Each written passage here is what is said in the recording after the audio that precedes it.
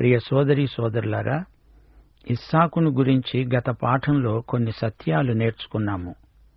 గెరారు ప్రాంతంలో ఉన్నప్పుడు అక్కడి ప్రజలతో బావుల విషయమై వివాదం కలిగినప్పుడు ఇస్సాకు ఎంతో ఓర్పు సహనం కనపరిచాడు. అతడు శాంతిప్రియుడు. సమాధానపూర్వకంగా వివాదాలు పరిష్కరించటంలో ఎంతో నేర్పు కనపరిచాడు. గెరారు రాజు స్వయంగా బెయేర్షెబాకు వచ్చి ఇస్సాకుతో స్నేహ సంబంధాలు పటిష్టం చేసుకున్నాడు. సువార్త ప్రకటిస్తూ, సమాధానము చాటిస్తూ, రక్షణ సమాచారము ప్రచురించే వారి పాదాలు పర్వతముల మీద ఎంతో సుందరమైనవి. భూదిగంత నివాసులందరూ మన దేవుని రక్షణ చూస్తారు అంటూ యెషయా ప్రవక్త 52వ అధ్యాయం 7వ వచనంలో పలికాడు. యేసు శాంతి శాశ్వతమైనది. కలవరాన్ని, వెరపును అధిగమించే శాంతిని యేసు మనకు అనుగ్రహించాడు. సమాధానమనే బంధము చేత ఆత్మ కలిగించే ఐక్యమును కాపాడుకొనటంలో శ్రద్ధ కలిగిన వారమై ప్రేమతో ఒకరిని ఒకరము సహిస్తూ మనము పిలువబడిన పిలుపునకు తగినట్లుగా దీర్ఘశాంతముతో కూడిన సంపూర్ణ వినయముతో, సాత్వికముతో నడుచుకోవాలి. సోదరీ సోదరులారా, ఆస్తిపాస్తుల విషయంలో తగాదాలు రాకమానవు. వస్తే ఇస్సాకు వైఖరి ఎంతైనా అనుసరించదగినది. విద్వేషం ఉన్న చోట ప్రేమను, సందేహము ఉన్న చోట విశ్వాసాన్ని ప్రకల్పన చేసేదే శాంతి మార్గం. ఇస్సాకుకు అబీమెలెకుకు మధ్య సమాధానం. ఆ రోజే ఇస్సాకు దాసులు వచ్చి తాము తవ్విన మరో బావిని గురించి అతనికి తెలియజేశారు. మాకు నీళ్లు కనబడినవి అని వారు చెప్పినందున దానికి షేబా అని పేరు పెట్టాడు. షేబా అంటే ప్రమాణము అని అర్థం. సమరయ స్త్రీ, యేసు ప్రభువు ఇద్దరూ యాకోబు బావి దగ్గర నిలిచి మాట్లాడుకున్నారు. యాకోబు బావిని మించి ఆమె క్రీస్తునందు జీవజలమును కనుగొన్నది. యేసు ప్రభువుతో మనకు జరిగిన ఒడంబడిక, నీవు దేవుని వరమును ఎరిగి ఉంటే ఆయనను అడిగి జీవజలమును పొందుతావు. కాబట్టి నేటి వరకు ఆ ఊరి పేరు బెయేర్షెబా. ఏశావు తన 40వ ఏట హిత్తీయుడైన బెయేరీ కుమార్తె యహూదీతును, హిత్తీయుడైన ఏలోను కుమార్తె బాసెమతును పెళ్లాడాడు. వీరి మూలంగా ఇస్సాకు రెబెకాలకు మనోవేదన కలిగింది. తల్లిదండ్రులకు వారి పిల్లలు వివాహ విషయంలో మనోవేదన కలిగించడం మంచిది కాదు. దేవుని బిడ్డలు తల్లిదండ్రులకు మంచి విషయాలలో విధేయులై ఉండాలి. తల్లిదండ్రులు కూడా పిల్లలకు కోపము రేపకుండా ప్రభువు యొక్క శిక్షలో, బోధలో వారిని పెంచాలి. ఇప్పుడు మనం 27వ అధ్యాయంలోకి వచ్చాము. ఇందులో యాకోబు ప్రవర్తన, వైఖరులు విశదంగా పరిశీలిస్తాము. యాకోబు ఏశావు జ్యేష్ఠత్వాన్ని అక్షరాలా హస్తగతం చేసుకుంటాడు. అంతకు ముందే ఏశావు జ్యేష్ఠత్వపు హక్కును ఒక పూట తిండి కోసం అమ్ముకున్నాడు గదా. యాకోబు అతని తల్లి రెబెకా కలిసి ఉపాయం పన్ని ఇస్సాకు దీవెనలు సంపాదించుకోవాలని చూచారు. ఆశీర్వాదం ఏశావు కోసమే అట్టిపెట్టి ఉంచాడు ఇస్సాకు. అయితే ఆశీర్వాదం యాకోబు కూడా కావాలి. అయితే దేవుడు రెబెకాకు ముందుగానే బయలుపరిచాడు. పెద్దవాడు చిన్నవానికి దాసుడవుతాడు. గాని ఏం ప్రయోజనం? దేవుని మాటలు వీరు నమ్మాలి గదా. పోని ఇస్సాకో అతడైనా దేవుని మాటను బట్టి యాకోబుకు ఆశీర్వాదం ఇవ్వాలి కదా. ఇస్సాకు దేవుని మాటకు కాదు, తన స్వంత అభిప్రాయాలకే ఎక్కువ విలువనిచ్చాడు. దేవుని వాక్యమును నమ్మకపోతే దేవుణ్ణి అబద్ధికుణ్ణి చేస్తున్నామన్నమాట. హెబ్రీ పత్రిక 6వ అధ్యాయం 18వ వచనం, దేవుడు అబద్ధమాడజాలడు. తీతు పత్రిక 1వ అధ్యాయం 2వ వచనం, అబద్ధమాడనేరని దేవుడు. ఈ సందర్భంలో యూదా పత్రిక 5వ వచనం మీ దృష్టికి తెస్తాను. అవిశ్వాసం, అల్పవిశ్వాసం ఎంత ప్రమాదకరమో గ్రహించండి. దేవుడు ఈజిప్టులో నుండి ప్రజలను రక్షించినా వారిలో నమ్మకపోయిన వారిని తరువాత నాశనము చేశాడు. 1 కొరింథీ 10వ అధ్యాయం 11వ వచనం. ఈ సంగతులు దృష్టాంతముగా వారికి సంభవించి యుగాంతమందు ఉన్న మనకు బుద్ధి కలగడానికి వ్రాయబడినవి. ఇస్సాకు, రెబ్కా, యాకోబు దేవుని వాగ్దానాన్ని నమ్మకనే తమ సొంత అభిప్రాయాలతో పనిచేస్తున్నారు. జ్యేష్ఠత్వం చేజిక్కించుకునేటందుకు యాకోబు చేసిన ప్రయత్నాలు దేవుడు ఎన్నటికీ సమర్థించడు, ఆమోదించడు. యాకోబు మోసాన్ని, ఉపాయాన్ని ప్రయోగించాడు. అతని ఆలోచన మంచిది కాదు. హాగరు, ఇష్మాయేలు విషయంలో దేవుడు ఎంత నిక్కచ్చిగా చెప్పాడు. ఇది తప్పు. ఇష్మాయేలు దేవుని వాగ్దాన పుత్రుడు కాడు, కాలేడు. అదే దేవుని చిత్తం. అంతకంటే మనకు ఎక్కువ తెలియాల్సిన అవసరం లేదు. యాకోబు యుక్తి, ఉపాయం, వంచన దేవునికి బొత్తిగా ఇష్టం లేదు. యాకోబు ఆలోచన విధానమే తప్పు. దానిని దేవుడు ఏవగించుకుంటున్నాడు. యాకోబు విత్తిందే అతడు కోసే పంట. 26వ అధ్యాయం చివరిలో ఏశావు పేర్కొనబడ్డాడు. అతనికి 40 ఏండ్లు వచ్చాయి. 2 హిత్తీయ స్త్రీలను పెళ్లాడాడు. యాకోబును ఇక్కడ ఉండనిస్తే ఇతడు ఏ హిత్తీయురాలనో చేసుకుంటే అది ఎంతో ప్రమాదం. అది ఎట్టి పరిస్థితిలోనూ జరగడానికి వీల్లేదు. ఏ ఫిలిష్తీయురాలినో చేసుకుంటే మరీ ప్రమాదం. ఇస్సాకు, రెబ్కాలు ఈ విషయంలో భయపడ్డారు. వెంటనే యాకోబును హారానుకు పంపించెయ్యాలి. ఇస్సాకు కూడా తన పెండ్లి కుమార్తెను అక్కడి నుంచే రప్పించుకున్నాడు గదా. ఇస్సాకు అక్కడికి వెళ్లలేదు, ఆమె ఇక్కడికి వచ్చింది. గాని ఇప్పుడో ఆమె ఇక్కడికి రావటం లేదు, యాకోబే అక్కడికి వెడుతున్నాడు. ఇక్కడ అబ్రాహాము పాటించిన నియమాన్ని ఇస్సాకు భంగం చేసి తన కుమారుణ్ణే అక్కడికి పంపించటానికి తయారయ్యాడు. ఇప్పుడు వివరాలు సావధానంగా వినండి. ఇస్సాకు వృద్ధుడై అతని కన్నులకు మందదృష్టి కలిగినప్పుడు అతడు తన పెద్ద కుమారుడైన ఏశావుతో అన్నాడు, నా కుమారుడా, ఇదిగో నేను వృద్ధుడను. నా మరణదినము నాకు తెలియదు. కాబట్టి నీవు దయచేసి నీ ఆయుధములైన నీ అంబుల పొదిని, నీ విల్లును తీసుకొని అడవికి పోయి నా కోసమే వేటాడి మాంసము తీసుకురా. కొన్ని విషయాలలో ఇస్సాకు ఎంతో గొప్పవాడని, శాంతిప్రియుడని, వ్యక్తిగత సంబంధాలలో, వ్యవహారాలలో నెమ్మదైన వాడని చెప్పుకున్నాము. అబీమెలెకు, ఫిలిష్తీయులు వచ్చి అతనితో సంధి చేసుకున్నారు. వారు ఇస్సాకుకు భయపడ్డారు. అయితే ఇక్కడ కుటుంబ విషయంలో, సాంఘిక సంబంధాలలో ఎంతో బలహీనత కనపరుస్తున్నాడు ఇస్సాకు. మొదట్నుంచి కూడా ఏశావు తనకు గారాబు కొడుకు, యాకోబు తల్లికి ఎంతో ఇష్టుడు. ఏశావు వేటగాడు, వేటాడి మాంసం తెచ్చిపెడతాడు. ఇస్సాకుకు ఏశావు తెచ్చిపెట్టే వేట మాంసమంటే ఎంతో ఇష్టం.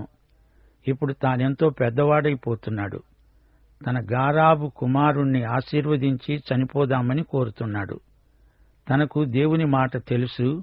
పెద్దవాడు చిన్నవాడికి దాసుడవుతాడు. అయినా దేవుని మాటను అవతల పెట్టేసి ఏశావును ఆశీర్వదించటానికి సిద్ధపడుతున్నాడు. వృద్ధుడైనందుచేత కన్నులకు మందదృష్టి వచ్చింది సరేగాని అతని ఆత్మనేత్రాలకు కూడా మందదృష్టి ఏర్పడింది. శుక్లాలు వచ్చాయి, పొరలు క్రమ్మాయి. పెద్దవాణ్ణి పిలిచి, నీవు అడవికి వెళ్ళు, వేట మాంసం తీసుకురా, నాకు పెట్టు, నిన్ను దీవిస్తాను అని చెబుతున్నాడు.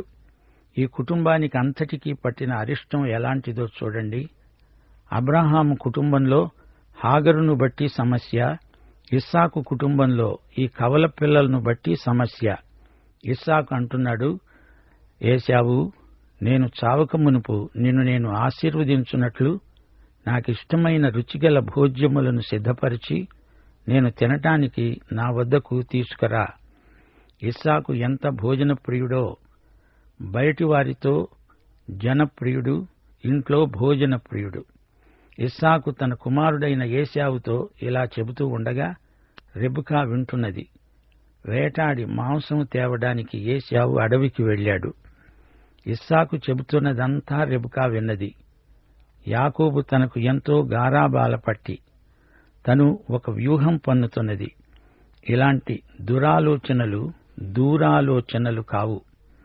రెబెకా యాకోబుకు చెబుతోంది, ఇదిగో నీ తండ్రి నీ అన్న అయిన ఏశావుతో మృతి చెందక మునుపు నేను తిని యెహోవా సన్నిధిని నిన్ను ఆశీర్వదించున్నట్లు నాకు మాంసము తెచ్చి రుచిగల భోజనం సిద్ధపరచుమని చెబుతూ ఉంటే విన్నాను.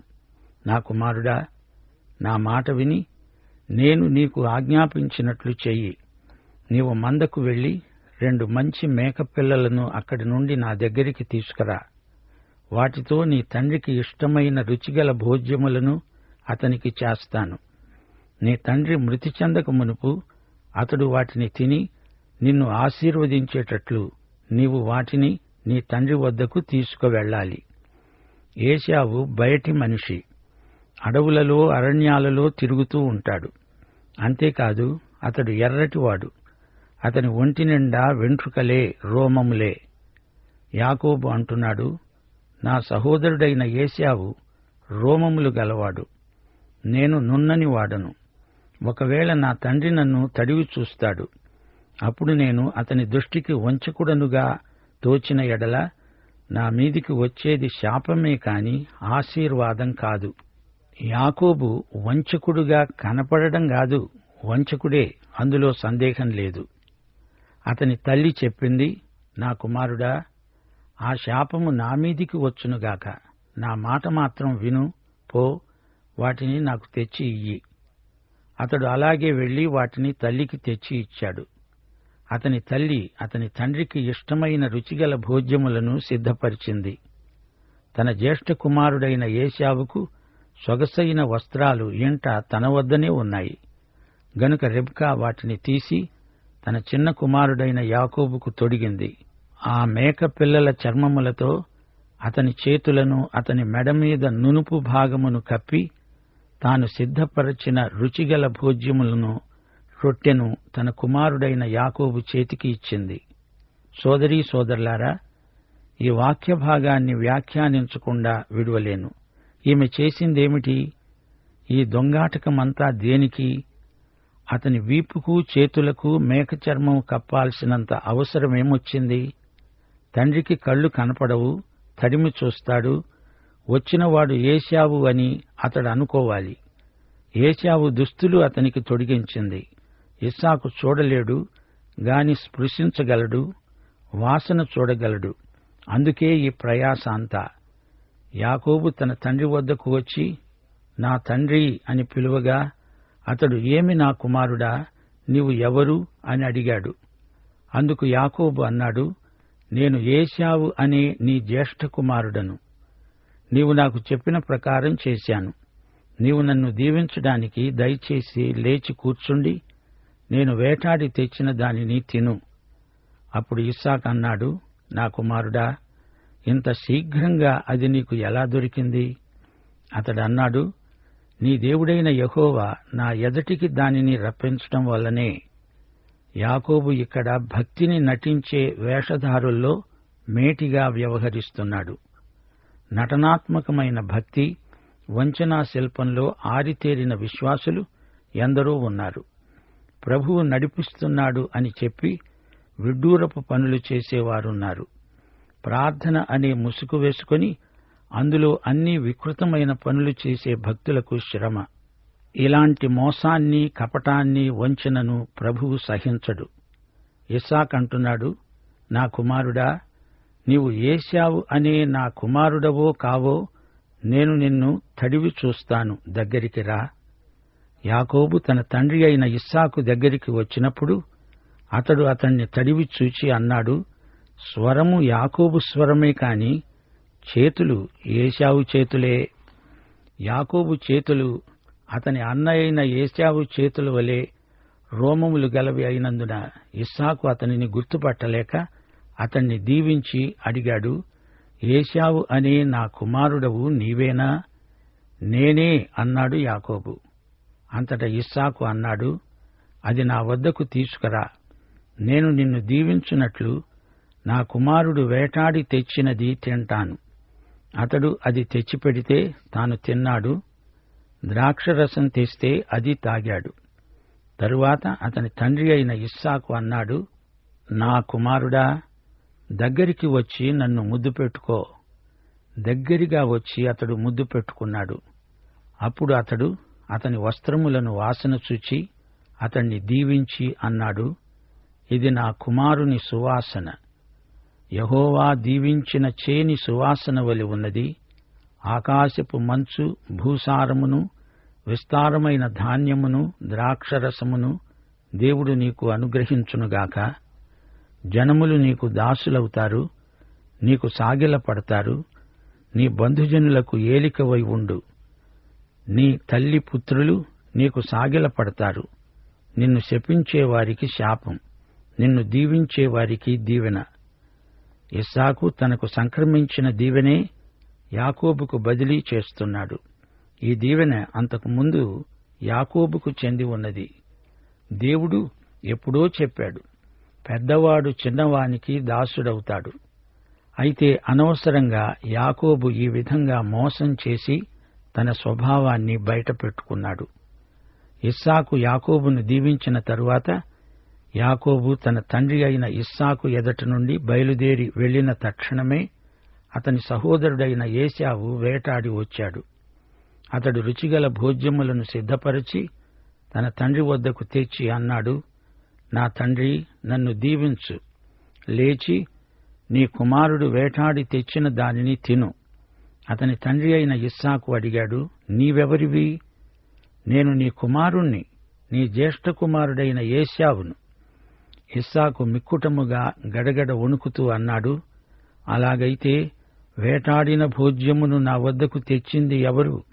నీవు రాకమునుపు నేను వాటన్నిటిలో నుండి తిని అతణ్ణి నిజంగా దీవించాను. అతడు దీవించబడిన వాడే. వేట లేడి మాంసం, మేక మాంసం ఒకే రుచి అని అనుభవించిన వారు చెప్పగా గ్రహించాను. ఇస్సాకు అదా ఇదా అని రుచిని బట్టి తెలుసుకోలేకపోయాడు.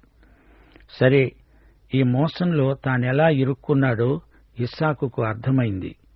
తన మోసం, తన కొడుకు మోసం, ఈ రెండింటినీ దేవుడు త్రోసిరాజని తన సంకల్పమే నెరవేర్చుకున్నాడు. ఏశావు తన తండ్రి మాటలు విన్నప్పుడు దుఃఖాక్రాంతుడై పెద్ద కేక వేసి అన్నాడు, ఓ నా తండ్రి, నన్ను దీవించు. అతడన్నాడు, నీ సహోదరుడు కపటోపాయముతో వచ్చి నీకు రావలసిన దీవెన తీసుకొని పోయాడు. ఏశావు అన్నాడు, యాకోబు అనే పేరు అతనికి సరిగానే చెల్లింది. అతడు నన్ను ఈ 2 మార్లు మోసపుచ్చాడు. నా జ్యేష్ఠత్వం తీసుకున్నాడు, కాజేశాడు. ఇదిగో ఇప్పుడు వచ్చి నాకు రావలసిన దీవెనను తీసుకొన్నాడు. నాకు ఏ దీవెన నీవు మిగిల్చి ఉండలేదా? అందుకు ఇస్సాకు అన్నాడు, ఇదిగో అతన్ని నీకు ఏలికగా నియమించి అతని బంధుజనులందరినీ అతనికి దాసులుగా ఇచ్చాను. ధాన్యము ద్రాక్షరసము ఇచ్చి అతన్ని పోషించాను. గనుక నా కుమారుడా, నీకేమి చేయగలను చెప్పు? ఏశావు అన్నాడు, నా తండ్రి, నీ యొద్ద ఒక్క దీవెనే ఉన్నదా? నా తండ్రి, నన్ను కూడా దీవించు.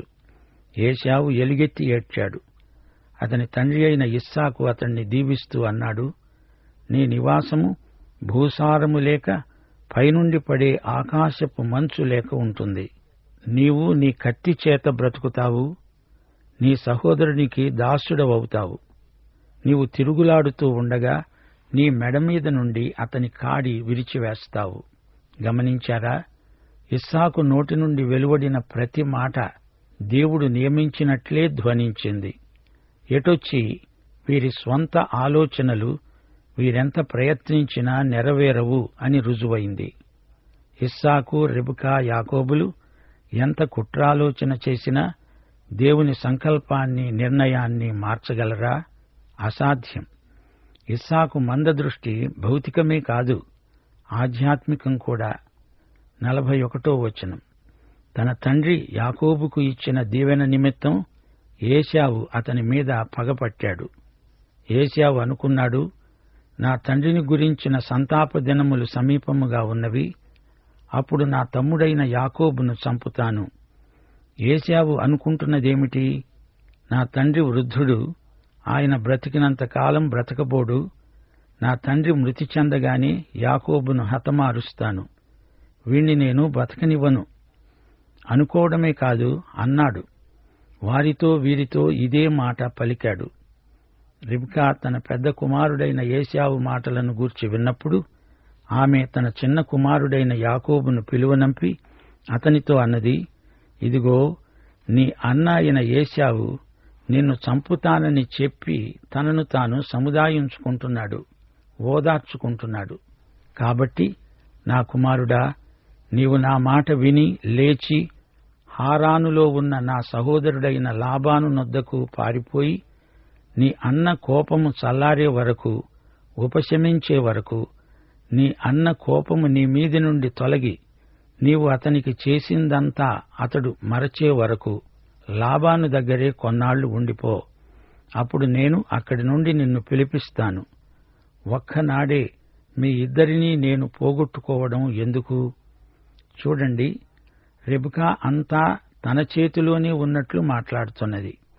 కొడుకుకు చెబుతున్నది, నీవు ఇంటి నుండి వెళ్లిపోవాలి. తన ఉపాయానికి, తను వెలగబెట్టిన ఈ నిర్వాకానికి తగ్గ ప్రతిఫలం ఆమె అనుభవించక తప్పదు. ఈమె ఆలోచనల్లో దేవుని నడుపుదల ఏమాత్రమూ లేదు. ఇదంతా తన స్వంత ఆలోచన. దానికి ఎలాంటి విషాదం ఆమెకు మిగిలిందో చూడండి. రెబెకా తిరిగి తన కుమారుణ్ణి చూచి ఉండలేదు. కొంతకాలం ఎక్కడో ఉంటాడులే అనుకుంటున్నావా తల్లి? కాలగతులు నీ చేతిలో ఉన్నాయిటమ్మా. నీ ఊహ, నీ పన్నాగం ఇవన్నీ పనిచేయవు. యాకోబు అక్కడ కొంచెం కాలము కాదు, చాలా కాలమున్నాడు. అతడు తిరిగి వచ్చేటప్పటికి తను చనిపోయింది. గమనించండి శ్రోతలు, యాకోబు రెబెకాకు గారాబు బిడ్డ. గారాబం గజ్జెలకేడుస్తే వీపు దెబ్బలకేడ్చిందట. తల్లి కడగొట్టు కొడుకు, తాను చెడగొట్టిన కొడుకు.